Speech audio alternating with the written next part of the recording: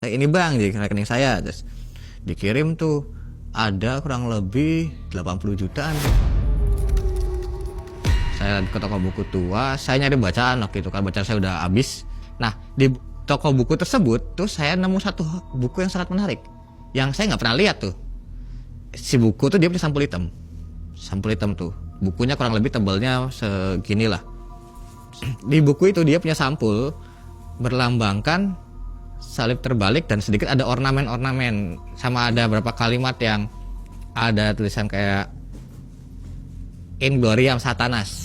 Saya balik ke kosan, saya baca-baca tuh, menarik isinya, karena isinya tuh banyak banget kayak ada tentang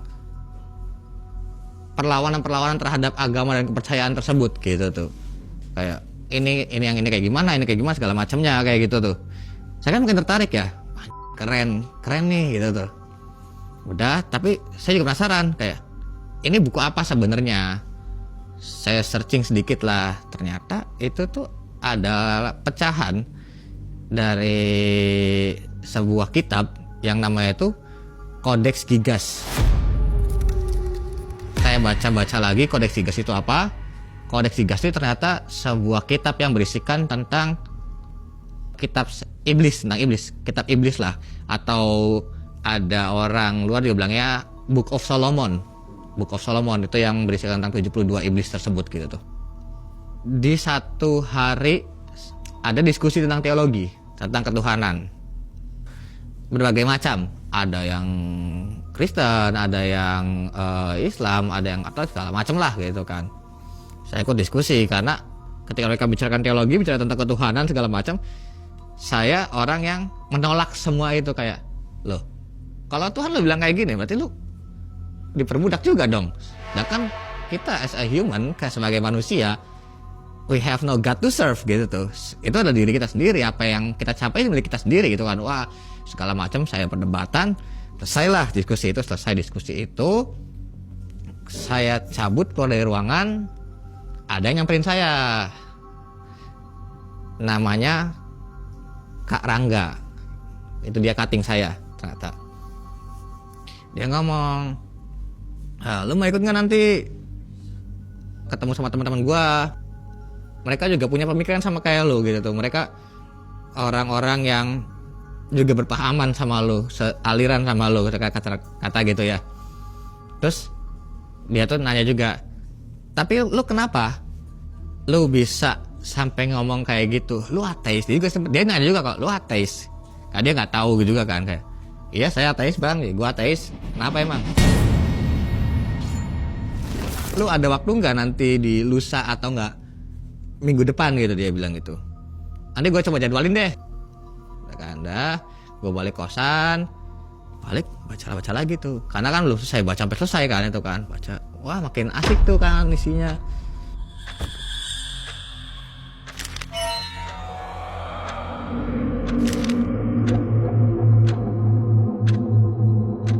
Hari yang ditunggu itu, yang dijanjikan, si Mas Karangga tuh ngomong lagi, Kak, lu kesini bisa nggak? Jadi salah satu kafe yang memang ramai, yang terkenal, lumayan terkenal. Gue berangkat ke kafe itu. Di Karangga udah dari situ, dia juga ngomong, ntar lagi teman-teman gue juga pada datang ketemu sama lu gitu. Ya udah, terus datang tuh nggak lama, kurang lebih berarti 15 menitan lah, 15 menitan 30 menit tuh mereka datang. 3 orang, 2 orang bawa supercar. Zaman itu kan orang bawa supercar, buset, ngeri banget, bawa modelan Lambo gitu kan, nongkrong edan tuh. Satu laginya bawa motor Harley tuh. Ini orang-orang penting, orang kaya apa gimana gitu tuh. Tapi singkat cerita, setelah ya udah kayak kumpul, mereka tuh ngobrolin tentang ketuhanan itu gitu kan. Udah kita sharing sampai ternyata mereka juga berangkat dari ketidakpercayaan tersebut tentang agama, karena menurut mereka agama tidak berpengaruh terhadap hidup mereka gitu kan. Kebetulannya mereka tuh ada juga gitu tuh bacaan yang mirip. Oh gitu, gue juga punya kayak gitu kebetulan. Dan mereka tuh ngajak liburan akhirnya.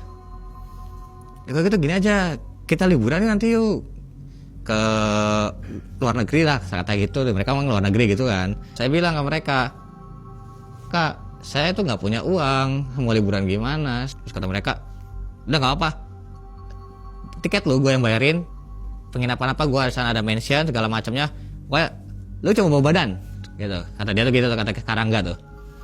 Oke, ditentuin tanggalnya, itu tuh sebulan kemudian. Tapi saya tuh nggak dikasih tahu si tiketnya arahnya kemana. Kayak kerbau dicucuk hidungnya itu cuma ngikut-ngikut aja tuh, tanpa sadar ada apa enggak. Nah, sampailah itu di satu pulau gitu. Nah, udah di bandara tuh, biasanya di bandara itu kan kayak ada kehidupan ya. Ini kayak nggak ada. Kayak sepi gitu ya. Sepi banget gitu. Sampailah di satu tempat di mansion, gitu besar banget. Hektaran gede banget lah itu pokoknya tuh. Di situ emang ada beberapa pelayan yang nyambut, yang ngebukain pintu gitu tuh. Ada bodyguard. Awal masuk tuh saya diboxin sama Mas Rangga. Sini masuk berat, rame orang. Di situ juga itu ada patung kepala kambing, Baphomet mungkin ya kalau kita bilangnya Baphomet. Ada patung Baphomet, ada altarnya, ada kayak imam besar gitu. Dan situ sudah ada kayak orang gitu, pengikut. Kan langsung syok ya, kayak, ding, apa ini? Ada berapa orang di situ kira-kira? 150-an, 200 ada. Banyak ya, campur ya? Campur. Ada yang ras kulit putih, ras kulit hitam. Tapi sama ada hal yang aneh lagi itu, saya mencium satu bau aroma yang itu bikin saya sangat tenang. Kayak semacam aroma terapi itu, dupa gitu. Tapi enggak yang umum gitu, dan bikin saya sangat tenang sampai kayak terhipnotis gitu tuh.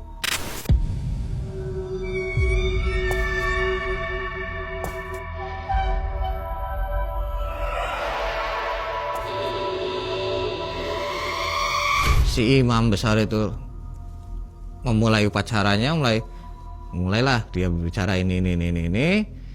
Lalu saya dipanggil ke panggung.